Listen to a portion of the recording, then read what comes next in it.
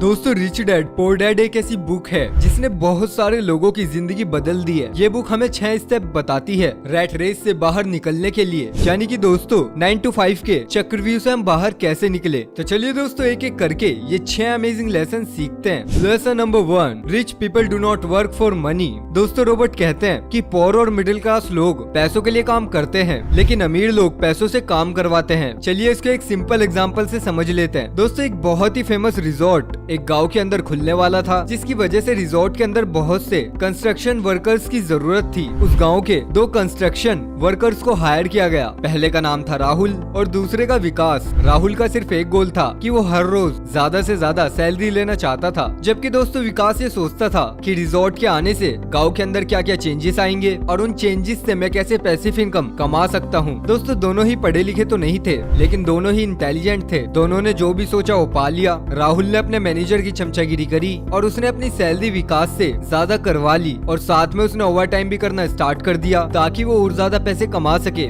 उसने मैनेजर से रिक्वेस्ट करके अपने बड़े बेटे को भी काम पर लगवा लिया। अब दोस्तों बाकी लेबर्स के मुकाबले राहुल की सबसे ज्यादा सैलरी थी, लेकिन दोस्तों वहीं विकास कुछ और सोच रहा था। विकास ने जब रिजॉर्ट के बारे में पता किया तब उसको ये पता चला कि ये एक बहुत ही ज्यादा फेमस रिजॉर्ट है जो सिर्फ उनके गाँव में नहीं बल्कि बाकी के गाँव में भी खुलने वाला है। उसको ये भी पता चला था कि रिजॉर्ट एक पब्लिक कंपनी है, यानी कि इसके शेयर्स को वो ले सकता है। तो उसने 3 काम किए। पहला तो उसने उस कंपनी के शेयर्स को खरीद लिया। दूसरा उसने ये किया कि जो नए गांव में रिसोर्ट खुलने वाला था वहां पर उसने कुछ बीघे जमीन बहुत ही सस्ते दामों पर खरीद ली। और फाइनली उसको ये पता था कि जब ये रिजॉर्ट कंप्लीट हो जाएगा तो कंस्ट्रक्शन वर्कर्स की जरूरत नहीं रहेगी, लेकिन वहां पर जो एम्प्लॉइज आएंगे उनको उसी गांव के अंदर रहना पड़ेगा, क्योंकि रिजॉर्ट अपने बड़े मैनेजमेंट के अलावा बाकी छोटी पोजीशन वाले एम्प्लॉइज को घर नहीं दे रही है। इसलिए दोस्तों उसने वहाँ पर छोटी सी जगह पर एक पीजी बना लिया। जब 5 साल के बाद रिजॉर्ट पूरा हुआ तो राहुल की जॉब चली गई और उससे कहा गया कि अगर उसको दोबारा काम चाहिए तो उसको 100 किलोमीटर दूर जो दूसरा रिजॉर्ट बन रहा है वहाँ पर जाकर काम करना पड़ेगा।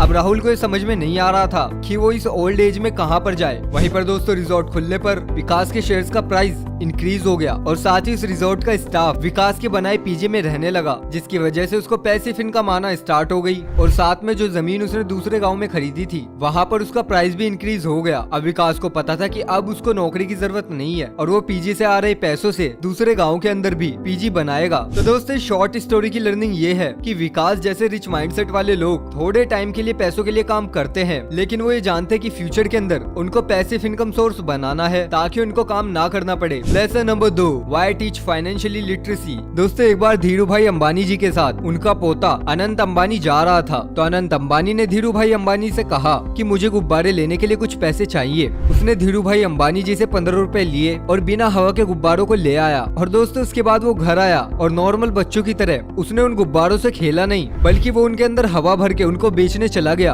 और प्रॉफिट कमा कर आया। इन शॉर्ट दोस्तों ये एंटरप्रेन्योर लेसन धीरू भाई अंबानी जी अपनी फैमिली वालों को भी सिखाते थे। मेरे जितने भी बिजनेस कम्युनिटी के फ्रेंड्स हैं उनको शुरू से ही एक बात पता है कि पहले दुकान फिर मकान, यानी कि दोस्तों रॉबर्ट कियोसाकी की भाषा में बोले तो पहले एसेट्स और फिर उसके बाद में लायबिलिटी, यानी कि पहले इनकम सोर्स बनाओ और फिर उसके बाद खर्चे करो। और दोस्तों ये बात हम मिडिल क्लास फैमिली वालों को नहीं पता होती। वो तो शुक्र है कि रिच डैड पुअर डैड जैसी बुक्स लिखी गई हैं, जिससे कि हमें भी नॉलेज मिलने लगी है कि हम रैट रेस से बाहर कैसे निकल सकते हैं। दोस्तों अगर आपको लगता है कि हमें भी वही सीखना चाहिए जो अमीर लोग अपने बच्चों को सिखाते हैं, तो हमें बेस्ट ऑफ द बेस्ट लोगों की लिखी गई किताबों को पढ़ना पड़ेगा, जैसे कि think and grow rich, high output management, the richest man in Babylon, who moved my cheese etcetera. Lesson number 3, mind your own business. दोस्तों रॉबर्ट कहते हैं कि जहाँ पर पुअर और मिडिल क्लास मेंटेलिटी वाले लोग सैलरी मिलते ही पहले लोगों के बिल चुकाने लग जाते हैं, जैसे कि बिजली का बिल, पानी का बिल एक्सेट्रा, और उसके बाद बचे हुए पैसों को सेव करते हैं। वहीं पर दोस्तों जो रिच मेंटालिटी वाले लोग हैं वो सबसे पहले पैसों को सेव करते हैं और उसके बाद बचे हुए पैसों से बिल्स को भरते हैं। प्रेम गणपति अपने एक दोस्त के साथ मुंबई आए थे, लेकिन दोस्तों उनका दोस्त उनको छोड़कर चला गया। एक तमिलियन ने प्रेम की मदद करी और उनको मंदिर ले गया ताकि लोग उनको वापस तक की टिकट के लिए पैसे दे दे, लेकिन दोस्तों प्रेम ने वहाँ से जाने से मना कर दिया। प्रेम ने वहाँ एक रेस्टोरेंट में बर्तन धोने की जॉब करी। प्रेम चाहते थे कि उन्हें कोई वेटर की जॉब दे दे, लेकिन दोस्तों उनको ये जॉब नहीं मिली। फिर दोस्तों एक दिन एक डोसा रेस्टोरेंट वाले ने उनको अपने रेस्टोरेंट के अंदर चाय बनाने की जॉब दे दी। दोस्तों प्रेम चाय तो बहुत अच्छी बनाते थे, लेकिन दोस्तों उसके साथ साथ बाकी लोगों से बात करने में वो बहुत ज्यादा अच्छे थे, जिसकी वजह से उनके टी स्टॉल में बाकी टी स्टॉल के कंपैरिजन से ज्यादा बिक्री होती थी। एक बार उनसे एक कस्टमर ने बोला कि मैं पैसे लगाता हूँ और हम दोनों अपना मिलके एक टी स्टॉल खोलते हैं और इस बिजनेस के अंदर हम 50-50% की ओनरशिप रखेंगे। प्रेम मान गया और वो स्टॉल अच्छा भी चलने लगा। लेकिन दोस्तों थोड़े टाइम के बाद प्रेम के पार्टनर को लगा कि मैं इसको बहुत ज्यादा पैसे दे रहा हूँ, इसीलिए उसने प्रेम जी को निकाल दिया। प्रेम को इस बात से बहुत ज्यादा बुरा लगा और उन्होंने अपना डोसा आउटलेट खोलने का सोचा और उस डोसा आउटलेट को नाम दिया डोसा प्लाजा, जिसके अंदर 150 वैरायटी के डोसाज मिलते थे। दोस्तों ये डोसा प्लाजा बहुत फेमस हुआ। दोस्तों आज डोसा प्लाजा के 26 आउटलेट्स हैं और इनके पास 150 एम्प्लॉइज हैं और ये हर साल 5 करोड़ का टर्नओवर करते हैं। पर दोस्तों अब हम लोगों के मन में सवाल आ रहा होगा कि प्रेम जी के पास डोसा आउटलेट खोलने के लिए पैसे कहाँ से आए? तो दोस्तों ये पैसे उनकी सेविंग्स थी। जितने भी साल उन्होंने काम किया वो खुद को पहले ही पे करते थे। कई बार ऐसा टाइम्स आता था कि उनके पास बाकी बिल्स के लिए पैसे नहीं होते थे, लेकिन दोस्तों उनको ये पता था कि अगर उन्होंने पहले बिल्स पे कर दिए और खुद अपने फ्यूचर के लिए पैसे सेव नहीं किए तो वो हमेशा उसी सिचुएशन में रह जाएंगे जिस सिचुएशन में वो आज है। और दोस्तों इसी कॉन्सेप्ट को रॉबर्ट अपनी बुक के अंदर कहते हैं कि mind your own business. Lesson number 4, work to learn, don't work for money. दोस्तों रॉबर्ट कहते हैं कि अमीर माइंडसेट वाले लोग पैसों के पीछे नहीं भागते बल्कि लर्निंग्स के पीछे भागते हैं। चलिए इसको एक अमेजिंग एग्जांपल से समझते हैं। दोस्तों थिंक एंड ग्रो रिच एक ऐसी बुक है जो इतनी ज्यादा फेमस है कि बहुत से लोग बस उसको लगाकर छोड़ देते हैं ताकि उनके सबकॉन्शियस माइंड में वो स्टोर होती रहे। लेकिन दोस्तों क्या आप ये जानते हैं कि ये बुक लिखी कैसे गई थी? दोस्तों इस बुक के ऑथर है नेपोलियन हिल। नेपोलियन हिल को उस वक्त के दुनिया के रिचेस्ट इंसान एंड्रयू कार्नेगी ने बुलाया और उन्होंने कहा कि मैं दुनिया को अमीर बनने का सीक्रेट और उसकी फिलोसफी देना चाहता हूँ, लेकिन इसके लिए कम से कम 20 साल लगेंगे। अगर तुम मेरे लिए काम करना चाहते हो तो मैं इन 20 सालों तक तुमको कोई सैलरी नहीं दूंगा। मुझे अभी के अभी ये बताओ कि क्या तुम ये डील करना चाहते हो या फिर नहीं। अब दोस्तों ये सुनकर पहले तो नेपोलियन हिल को कुछ समझ में नहीं आया कि उनको ये ऑफर एक्सेप्ट करना चाहिए या फिर नहीं। लेकिन दोस्तों फिर उन्होंने सोचा कि अगर मुझे दुनिया का सबसे अमीर आदमी कुछ करने के लिए कह रहा है तो मुझे ऑफर एक्सेप्ट कर ही लेना चाहिए और नेपोलियन हिल इस काम के लिए मान गए। उसके बाद एंड्रयू ने नेपोलियन हिल को उस वक्त के बहुत फेमस